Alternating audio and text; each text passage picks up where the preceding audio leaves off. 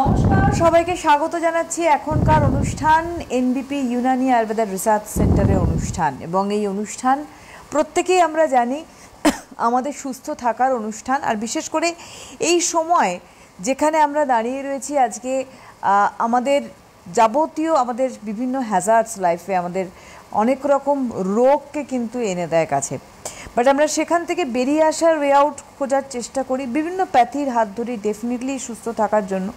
কিন্তু সুস্থ কি হচ্ছি, প্রশ্ন এখানে। এনবিপি ইউনানি আয়ুর্বেদা রিসার্চ সেন্টার যেখানে আপনাদেরকে সুস্থ করছে, আপনাদের সুস্থ জীবনযাপনের পথে নিয়ে যাওয়া শুধু নয়, যারা সুস্থ রয়েছেন তারাও নিজেদেরকে সুস্থ রাখার জন্য এনবিপির হাত ধরছেন। এবং এনবিপির সমস্ত এফিশিয়েন্ট ডক্টরস টিম পৌঁছে যাচ্ছেন বিভিন্ন জায়গায় আপনাদের কাছাকাছি, যাতে যে কোনো জটিল রোগ থেকে আপনারা সহজেই আয়ুর্বেদ চিকিৎসা শাস্ত্রের মাধ্যম দিয়ে বেরিয়ে আসতে পারেন। আমরা অনুষ্ঠানে নির্দিষ্ট বিষয়কে কেন্দ্র করে এগিয়ে যাই। তো আজকে যে বিষয়বস্তু তা হচ্ছে অ্যাডিসন ডিজিজ। এই অ্যাডিসন ডিজিজ কি, আজকে আমরা এই নিয়েই থাকবো আলোচনাতে।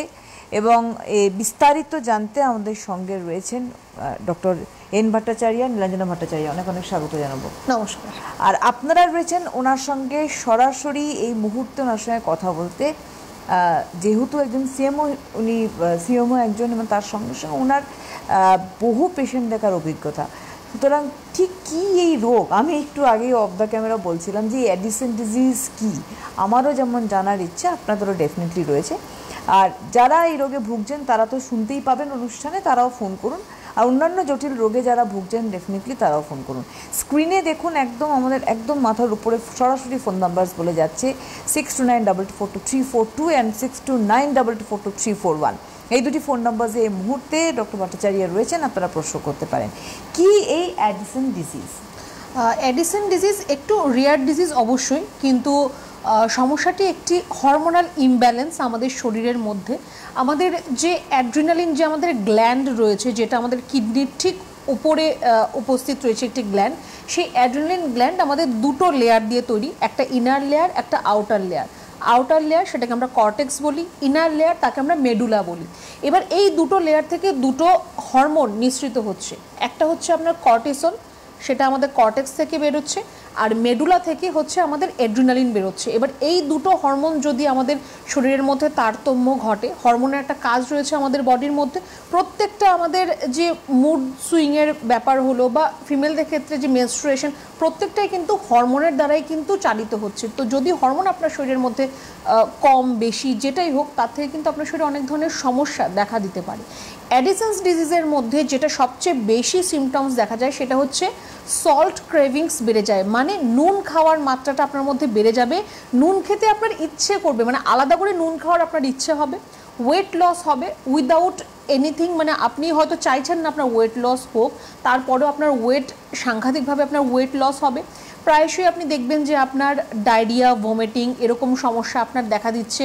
আপনার ফ্যাটিক, মানে খুব আপনার অলস লাগা বা খুব দুর্বল লাগা আপনার শরীরের মধ্যে, সেটা আপনি দেখতে পাবেন। আপনার হয়তো কাজ করতে মন চাইবে না, বা আপনার মুড সুইং, বারে বারে আপনার মুডটা সুইং, মানে কখনো ভালো কখনো খারাপ, কখনো আপনি রেগে যাচ্ছেন, কখনো আপনি ভালোভাবে কথা বলছেন, এরকম মুড সুইংস আপনার মধ্যে দেখা দেবে।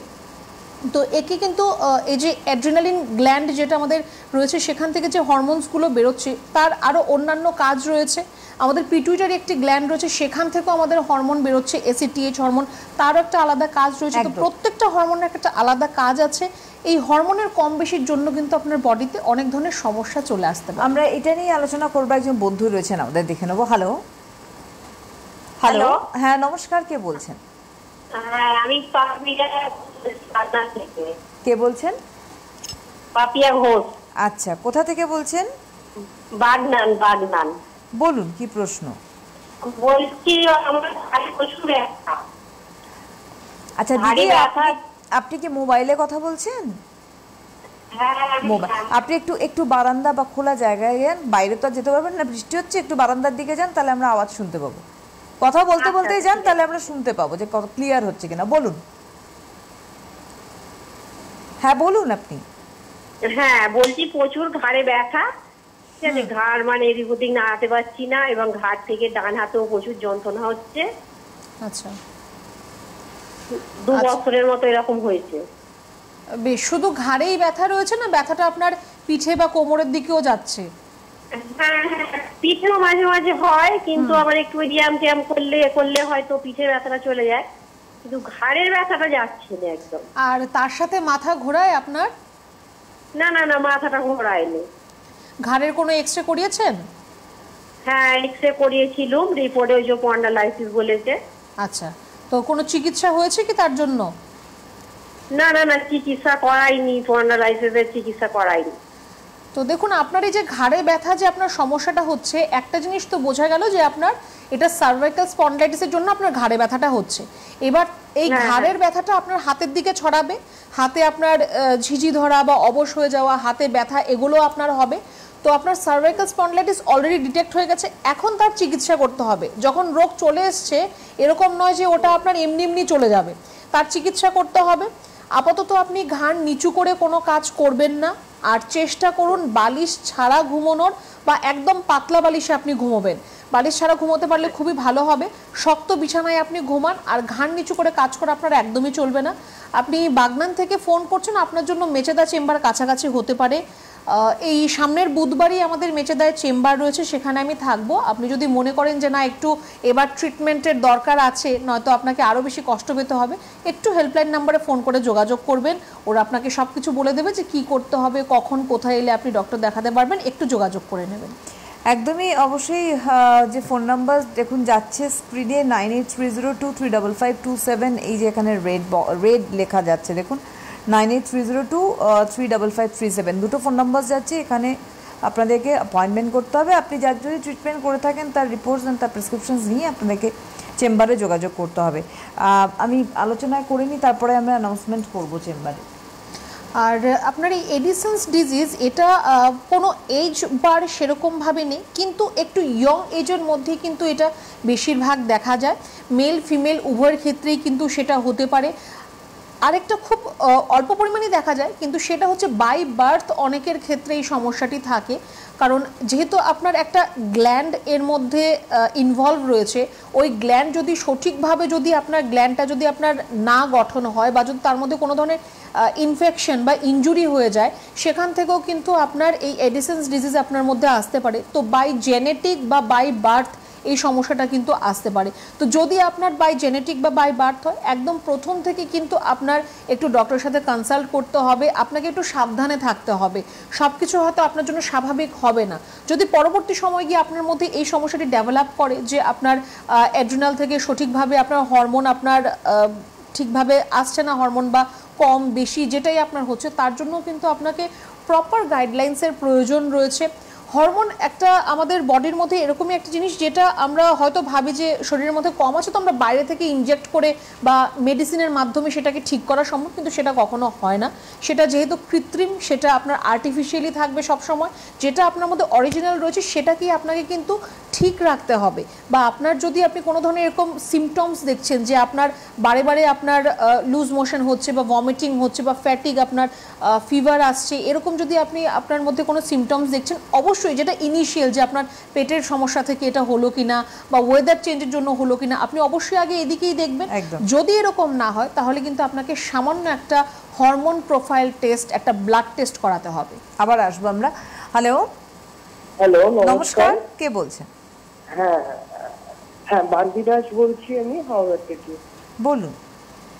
হ্যাঁ, সমস্যা হচ্ছে আমার পায়ে, মানে বেশ কিছুদিন আগে ওই মানে নতুন জুতো পরে যেরকম আর কি মানে ফোসকা পড়ে যায়, ওরকম একটা কি মানে ফোসকা আর কি মানে পড়েছিল।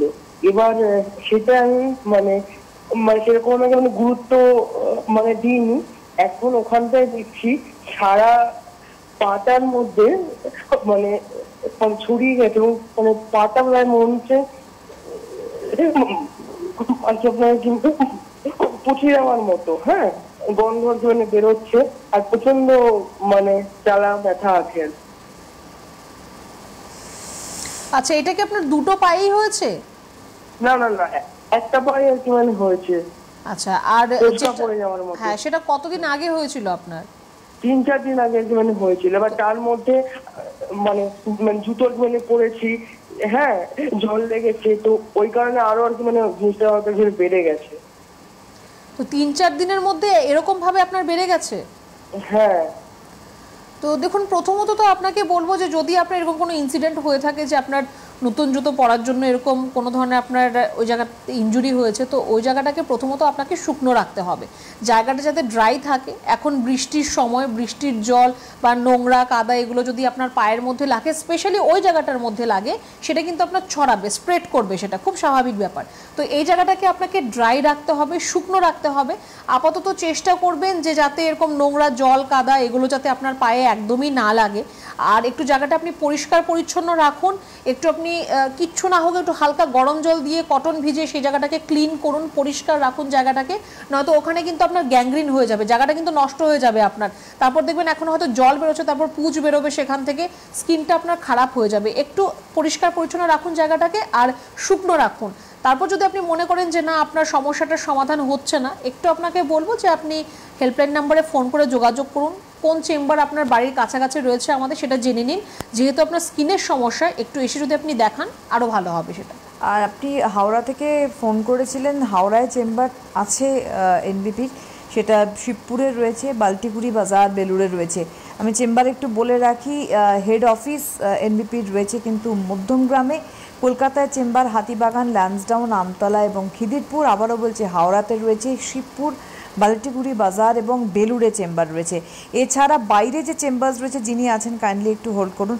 26 জুলাই অর্থাৎ আগামীকাল chamber Kharagpur, doctor N Bhattacharya ওখানে থাকছেন। 26 জুলাই মালদায় চেম্বার রয়েছে এবং মালদায় চেম্বারে কিন্তু অবশ্যই আপনারা পাচ্ছেন ডাক্তারবাবুকে, ডক্টর এস ঘোষালকে।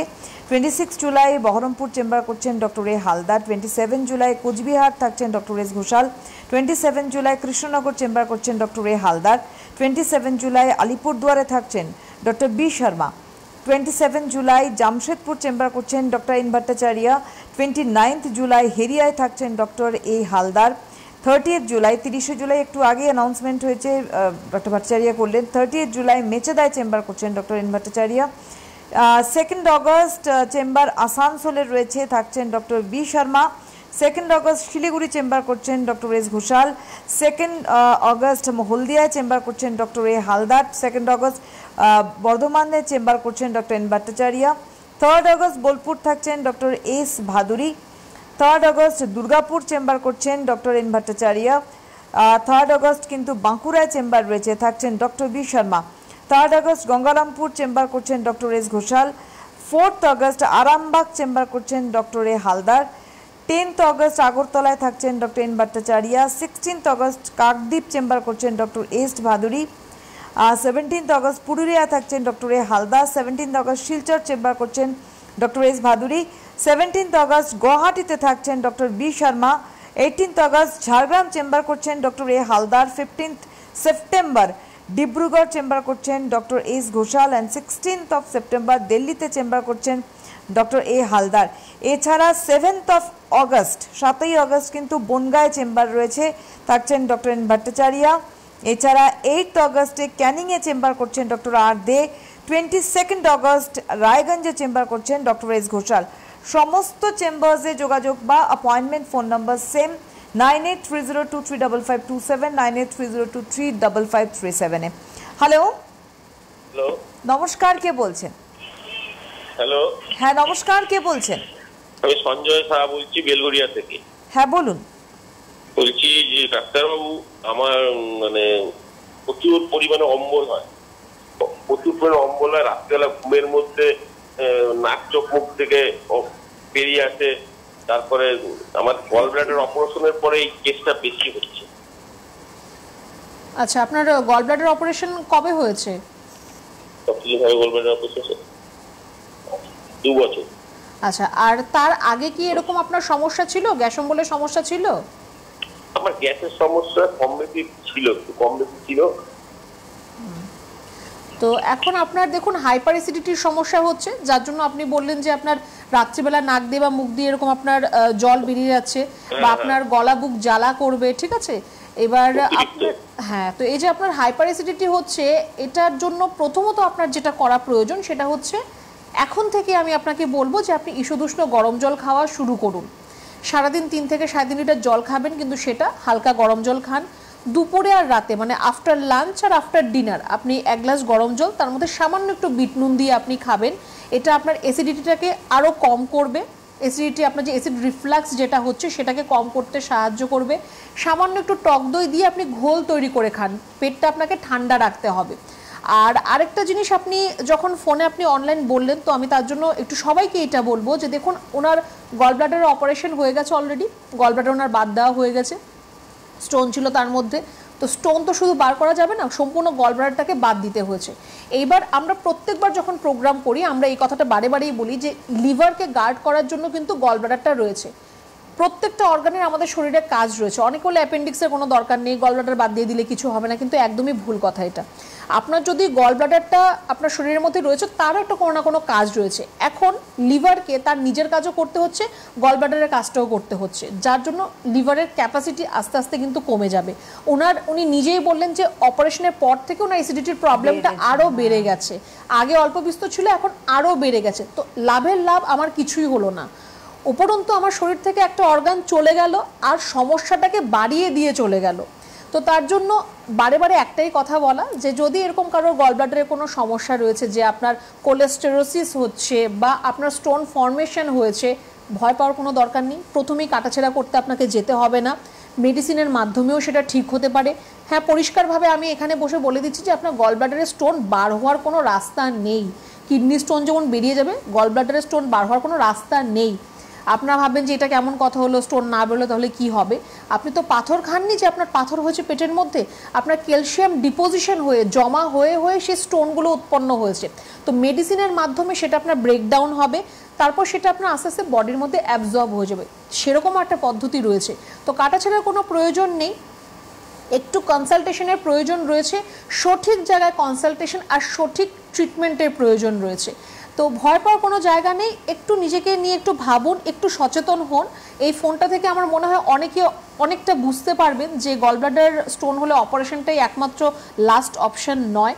আর আপনি যিনি ফোন করলেন, আপনাকে বলবো যে একটু গরম জল খাওয়া শুরু করুন আপনি এখন থেকেই, পেটটাকে ঠান্ডা রাখবেন, বাইরের খাওয়া দাওয়াটা অ্যাভয়েড করুন, বাড়িতে একটু রিচ খাওয়া দাওয়াটাকে অ্যাভয়েড করবেন, এর মধ্যে থাকুন। তারপরে যদি মনে হয় যে না আপনার সমস্যার সমাধান হচ্ছে না, আপনি বেলঘরিয়া থেকে ফোন করলেন, মধ্যমগ্রাম আমাদের সোম শুক্র 2 দিন চেম্বার হয়, যে কোনো সময় যে কোনো দিন এসে আপনি সেটা দেখা করতে পারেন। একদম। হ্যালো হ্যালো, নমস্কার, কে বলছেন?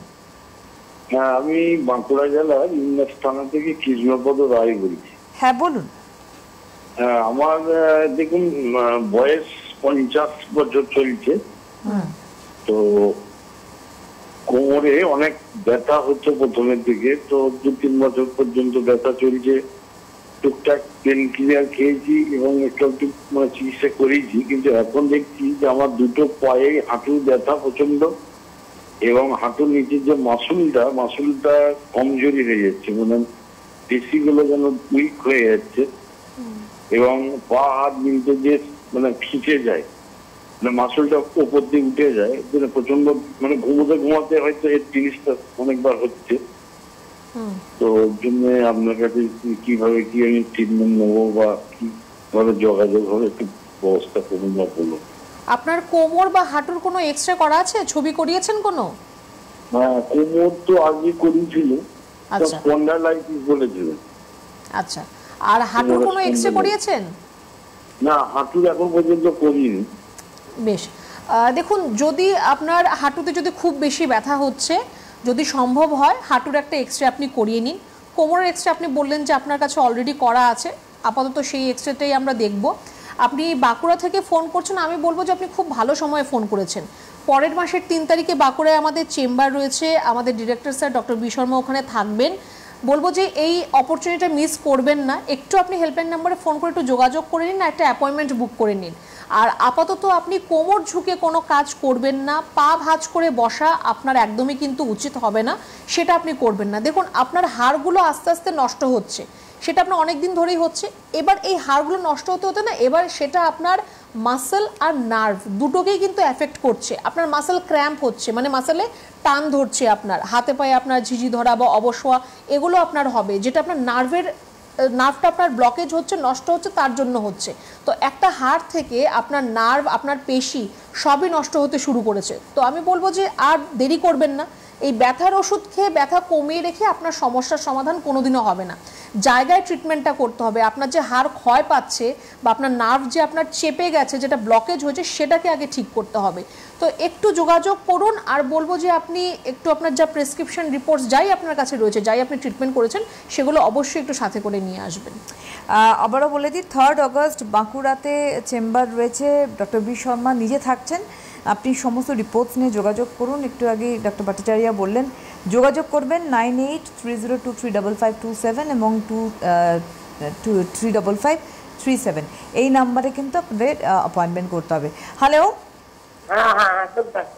নমস্কার, কে বলছেন? আপনি টিভিতে না ফোনে শুনুন, কে বলছেন? আমি টিভিতে দেখে আমি বলছি, ফোন করছি। হ্যাঁ বলুন, কে বলছেন, আপনার নাম কি? এটাই বললাম, এটাই তো আপনি বললেন, আমাকে বলে। না, আপনাকে বলিনি, আপনার আগের জন বলেছে দিদি। ঠিক আছে, আমি বললাম যে মাধবী ব্যানার্জি। কোথা থেকে বলছেন? এটা বিক্রমপুর। সেটা কোথায়? সিমলাপাল, বাঁকুড়া জেলা, সিমলাপাল। আচ্ছা, বাঁকুড়া। হ্যাঁ বলুন, কি সমস্যা? আমার পেটে ব্যথা। পেটে ব্যথা আপনার? হ্যাঁ, পেটে ব্যথা। এসজি করেছি, বলেছে ফ্যাটি লিভার আছে। পেটে কি আছে? ফ্যাটি লিভার বলছে। ফ্যাটি লিভার বলেছে। আচ্ছা আচ্ছা, আর অন্য কোনো সমস্যা এছাড়া? হ্যাঁ, কোলেস্ট্রল বলেছে। কি বলেছে? কোলেস্টেরল। হ্যাঁ হ্যাঁ, আচ্ছা, কোলেস্ট্রল। দেখুন আপনার শুনতে পেয়েছেন। আপনার পেটে ব্যথার একটা কারণ আপনি বললেন যে আপনার ফ্যাটি লিভার রয়েছে, তার জন্য পেটে ব্যথা হচ্ছে। স্বাভাবিক, সেটা হতে পারে। ফ্যাটি লিভার মানে আপনার লিভারের ওপর ফ্যাটের লেয়ার জমছে, চর্বি জমছে সেখানে আপনার। তো এটা কিন্তু আপনার দুটো কাজ আপনাকে এখানে করতে হবে, যেটা আপনার করা। সেটা হচ্ছে 1 নম্বর, যে আপনার খাওয়া দাওয়ার মধ্যে একটু রেস্ট্রিকশন করতে হবে। আপনি হয়তো এখন তেল ঝাল মশলা খাচ্ছেন না, বা একটা সময় হয়তো খেয়েছেন। তো এই তেল ঝাল মশলা, মাছ মাংস ডিম, এগুলোকে আপনাকে একটু কম করতে হবে। আর প্রত্যেক দিন, বেশি নয়, আধা ঘন্টা সময় নিজের জন্য বার করবেন। ওই সময়টায় আপনি একটু হাঁটাহাঁটি করা বা একটু যোগা প্রাণায়াম করা, যেটাই আপনি করতে চান বা করতে পারেন, সেটা আপনি অবশ্যই করবেন। বাদ বাকি রইল কথা যে আপনার কোলেস্ট্রল বেশি বা আপনার ফ্যাটি লিভার কী করে ঠিক হবে। তো আপনিও বাঁকুড়া থেকে ফোন করছেন, আপনাকেও আমি একই কথা বলবো যে আমাদের ডিরেক্টর স্যার থাকছেন ওখানে, একটু ফোন করে যোগাযোগ করুন, একটা অ্যাপয়েন্টমেন্ট বুক করুন। পেটের আপনার যাই সমস্যা রয়েছে, আপনি এখন যেরকম ফোন করে বললেন যে আপনার ফ্যাটি লিভার রয়েছে, তার জন্য পেটে ব্যথা করছে, সেরকম আপনি আরেকবার ফোন করে বলবেন যে আপনার ফ্যাটি লিভার ছিল, এখন ভালো আছে, আর পেটে ব্যথাও নেই। তো একটু যোগাযোগ করবেন আপনি। অবশ্যই আগস্ট মাসের 3 তারিখে কিন্তু বাঁকুড়াতে ডক্টর বি শর্মা থাকছেন। আপনি অ্যাপয়েন্টমেন্ট করে নিন, করে আপনি যোগাযোগ করে নিতে পারেন। হ্যালো, নমস্কার, কে বলছেন? আমি সুইটি সরকার। কোথা থেকে বলছেন? কল্যাণী। বলুন, কি প্রশ্ন? বলছি আমার একটু পিরিয়ডস এর সমস্যা। একটু বয়সটা বলবেন আপনার? 22। আচ্ছা, কি সমস্যা, কি হচ্ছে? সমস্যা বলতে 2 মাস ধরে আমার পিরিয়ডস হচ্ছে না। কি আরেকবার একটু বলবেন? হ্যাঁ, আরেকবার একটু বলুন। পিরিয়ডস এর সমস্যা, 2 মাস ধরে হচ্ছে না পিরিয়ড। 2 মাস ধরে আপনার পিরিয়ডসটা হচ্ছে না। তো কোনো পরীক্ষা কিছু করিয়েছেন আপনি? হ্যাঁ, থাইরয়েড টেস্ট করিয়েছি, নরমাল থাইরয়েড। Normal thyroid. আর ইউএসজি করিয়েছেন? পেটের ছবি করিয়েছেন? না, সেটা করাইনি। আচ্ছা, কোনো ট্রিটমেন্টে আছেন কি আপনি এখন? না না না। বেশ, দেখুন আপনার যদি 2 মাস ধরে আপনার যদি পিরিয়ডস আপনার হচ্ছে না, তাহলে তো আপনাকে একটু এটা নিয়ে কনসার্ন হতে হবে। ঠিক আছে, চিন্তার বিষয় বলবো না, কিন্তু একটু কনসার্ন আপনার হতে হবে কিন্তু এটা নিয়ে। আপনার থাইরয়েড যদি ঠিক থাকে খুব ভালো কথা, কিন্তু আপনার পিসিওডি সমস্যা থাকতে পারে, বা আপনার ইউটেরাসে কোনো প্রবলেম থাকতে পারে, আপনার ওভারিতে কোনো প্রবলেম থাকতে পারে। তার জন্য আপনাকে কিন্তু একটু ইউএসজি রিপোর্ট করতে হবে, আলট্রাসোনোগ্রাফি একটু করতে হবে। তাহলে আপনি বুঝতে পারবেন যে এর থেকে কোনো ধরনের কোনো সমস্যা হচ্ছে কিনা। থাইরয়েড নর্মাল আছে, খুব ভালো কথা, কিন্তু একটু ইউএসজিও আপনাকে করতে হবে। ইউএসজি রিপোর্টটা আপনি একটু করান। আর তারপর আপনি কল্যাণী থেকে ফোন করছেন, তো একটু আপনি হেল্পলাইন নাম্বারে ফোন করে যোগাযোগ করুন। আমাদের কৃষ্ণনগরও চেম্বার আছে, মধ্যমগ্রামও চেম্বার আছে। যেটা আপনার কাছে মনে হয়, যেটা আপনার সুবিধে মনে হয়, আপনি কিন্তু এসে একটু দেখা করবেন। অবশ্যই খুব কম বয়স আপনার, মাত্র 22। আপনার যদি এরকমই ইররেগুলার মেনস্ট্রুয়েশন হয় বা যদি এরকম স্টপ হয়ে যায়, সেটা কিন্তু পরবর্তী সময় গিয়ে আপনাকে প্রবলেম দেবে। চিন্তা করবেন না, একদমই স্ট্রেস নেবেন না, এটা নিয়ে একটু আপনি যোগাযোগ করবেন।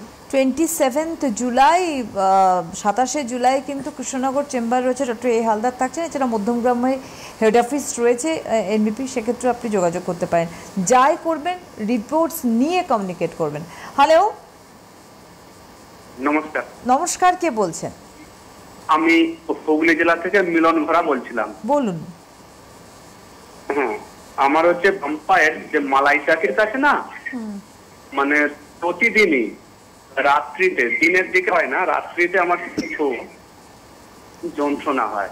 এবং আমার বাম হাতটার যে জয়েন্ট জায়গাটা আছে, কাঁধের কাছে যে জয়েন্ট জায়গাটা, ওই জায়গাতেও যন্ত্রণা হয়। আমি ছোটবেলায় আমার একটা রোগ আমি ডাক্তারের মুখ থেকে শুনেছিলাম, তখন আমার জ্ঞান হয়নি, অস্টিওপ্লেসিয়া বলে যে একটা রোগ।